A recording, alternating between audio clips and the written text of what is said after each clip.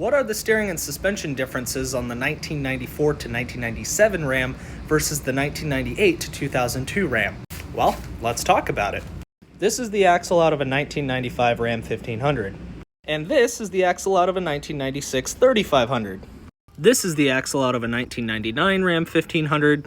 And this is the axle out of a 1999 2500.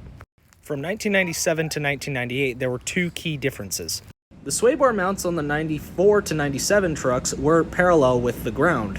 The only difference being they were really beefed up for the heavy-duty axles, whereas 1998 to 2002 were perpendicular to the ground. And for the 3/4 tons and 1 tons, these were obviously beefed up as well. The other major difference was how the steering dampeners mounted. This is a 99 axle on a 95 frame. As you can see, the steering dampener location is different. This is how it was from 94 to 97, but it's on the axle on 98 to 2002. So with this axle, I can actually run factory double steering stabilizers. Now everything else is pretty much the same. How the shocks mount, how the control arms mount, how the ball joints hook up. And from 94 to 99, the brakes are exactly the same. On 94 to 99, they did a caliper that mounted directly to the knuckle, and it had one piston for the half tons. This is the knuckle from the 96 1-ton axle, and as you can see, it mounted exactly the same, but the 3/4 tons had dual piston calipers. And as you can see on this 99 3/4 ton, it is exactly the same.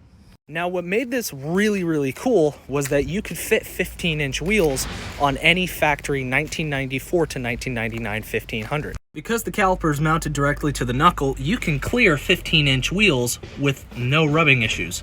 And on the 3/4 ton axles, it means you can clear 16-inch wheels with no problem. Now, in 2000 to 2002, they actually switched to double piston calipers with a caliper bracket and caliper mounted on top of it.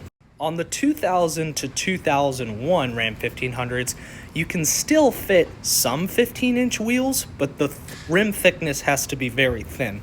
But these methods would not clear on a 2000 to 2001 1500. Your safest bet on the 2000 to 2001 1500s is just to run a 16-inch wheel.